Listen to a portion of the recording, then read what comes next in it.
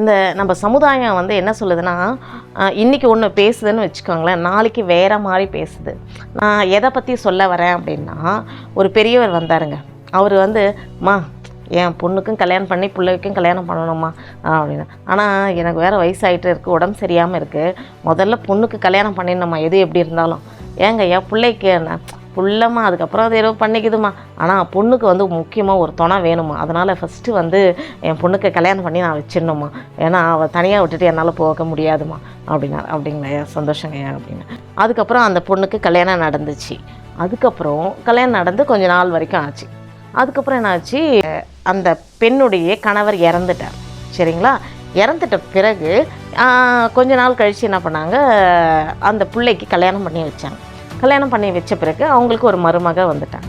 வந்துட்ட பிறகு இப்படியே ஜேர்னி ஆகிட்டே இருந்துச்சு, அப்படியே போயிட்டு இருந்துச்சு. அந்த அம்மாவுக்கு வந்து வயிற்றில் ஒரு குழந்தை இருந்துச்சு, அந்த யாருக்கு பெண்ணுக்கு வந்து ஒரு குழந்தை இருந்துச்சு. அப்படியே போயிட்டு இருந்துச்சு. கொஞ்ச நாள் கழிச்சு அந்த பிரசவ டைமில் வந்து ஒரு குழந்தைய பெற்று கொடுத்துட்டு அந்த அம்மா வந்து இறந்துட்டாங்க. யார், மருமக வந்து இறந்துட்டாங்க. அதுக்கப்புறம் அவர் வந்தார். வந்துட்ட பிறகு அவர் சொல்கிறார், "மா, என் பிள்ளைக்கு ஒரு கல்யாணம் பண்ணிடணுமா" அப்படின்னார். ஏங்க ஏன் உங்கள் பொண்ணு கூட தானே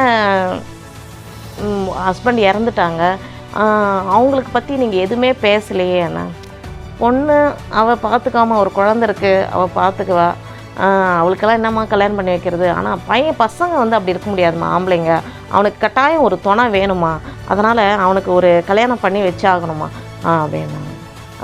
நான் கேட்டேன், ஏங்கய்யா நீங்கள் தானே ஒரு ஒரு ஒரு 1.5 வருஷம் 2 வருஷத்துக்கு முன்னாடி நீங்கள் தானே பேசுனீங்க, பொண்ணை வந்து தனியாக விட முடியாதுமா, அதுக்கு ஒரு துணை வேணுமா, அதனால் கல்யாணம் பண்ணி வச்சிடலான்னு சொல்லிட்டு நீங்கள் தானே பேசுனீங்கண்ணா.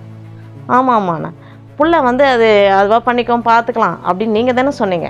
ஆமாண்ணா, இப்போது நீங்களே பொண்ணு அது பார்த்துக்குமா, ஆனால் ஆம்பளைங்களுக்கு ஒரு துணை வேணும்னு நீங்கள் எப்படிங்க ஐயா சொல்கிறீங்க அப்படின்னு. அவர், இல்லைம்மா, வீட்டு வேலைலாம் செய்யணும், எல்லாத்தையும் பார்த்துக்கணும், அவனை பார்த்துக்கிறதுக்கு ஒரு ஆள் வேணும் இல்லைண்ணா. அப்போது அந்த பொண்ணை பார்த்துக்கிறதுக்கு ஒரு ஆள் வேணாங்கய்யா அப்படின்னு. அவள் ஏதாவது வேலை செஞ்சு கூட குழந்தைய காப்பாற்றிக்கோங்கம்மாண்ணா. எப்படிங்க ஐயா, எனக்கு ஒன்றுமே புரியலைங்கய்யா. இந்த சமுதாயம் ஏன் ஒரு பெண்ணுக்கு ஒரு ஆணுக்கு மட்டுமே என்னென்னா, அந்த மனைவி இறந்தால் ஒரு 3ஆம் மாதம் இல்லை 6ஆம் மாதமே என்ன ஆகுதுன்னா மாற்று திருமணம் பண்ணி வச்சிருது. ஏன்னா அவர்களுக்கு எல்லா உணர்வுகள் இருக்குது, எல்லா ஆசை பாசங்கள் இருக்குது, எல்லாமே ஆண்களுக்கு இருக்குது. ஆனால் ஒரு பெண்ணுக்கு வந்து உணர்வுகள் இல்லை. அவங்க வீட்டுக்காரர் இறந்தவுடனே உணர்வுகள் போயிடுது, ஆசைகள் போயிடுது, அவளுக்குன்னு எதுவுமே கிடையாது. அவளே தன்னந்தனியாக எல்லாமே செஞ்சாகணும், அவளுக்கு ஒரு துணை வேணும் என்பது கூட இந்த சமுதாயம் நினைக்கிறது கிடையாது, எதுவுமே நினைக்கிறது கிடையாது. அப்போ தான் நான் யோசிக்க ஆரம்பித்தேன், என்னடா இது அப்படின்னு.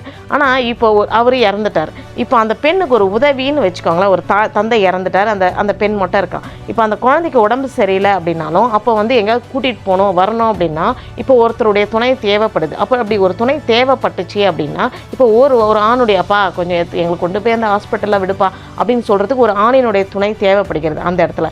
அப்போது இந்த உலகம், இந்த சமுதாயம் என்ன நினைக்கும் அப்படின்னா, என்ன அந்த பொண்ணு அந்த ஆளோட போச்சு, ஸோ அங்கே தப்பாக நினைக்கப்படுது. ஆனால் அந்த ஆணுக்கு அவனுக்கு உடனே கல்யாணம் பண்ணி கொடுத்ததால அவனை சேஃப்டி பண்ணிடுச்சு இந்த சமுதாயம். ஆனால் அந்த பெண்ணை வந்து தன்னந்தனியாக விட்டுடுச்சு. இப்போது தன்னந்தனியாக விட்ட அந்த சமுதாயமே அந்த பெண்ணை பார்த்து குறை சொல்கிறது. இது எப்படிப்பட்ட ஒரு சமுதாயங்க, கொஞ்சம் சிந்திங்களேன். எப்படி ஒரு ஆணுக்கான ஆசா பாசங்கள் எத்தனையும் இருக்கிறதோ அதே மாதிரி தானே அந்த பெண்ணுக்கும் அத்தனை ஆசை பாசங்கள் இருக்குது. அது எப்படி கணவன் இறந்த உடனே அவ்வளோதான், நீ அதோட இதுக்கப்புறம் என்ன பண்ணுறது, பொண்ணுக்கெல்லாம் இன்னொரு கல்யாணம் பண்ணக்கூடாது அப்படின்னு நினைக்கிறதும், ஆணுக்கு மனைவி இறந்துட்டால் உடனே அவளுக்கு ஒரு கல்யாணம் பண்ணி வச்சாகணும்னு நினைக்கிறது எப்படி இதுங்க, கொஞ்சம் சிந்திங்களேன்.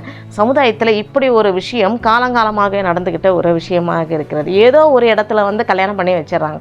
இன்றைக்கும் கிராமங்களில் வந்து இந்த விஷயம் நடந்துக்கிட்டு தான் வருது.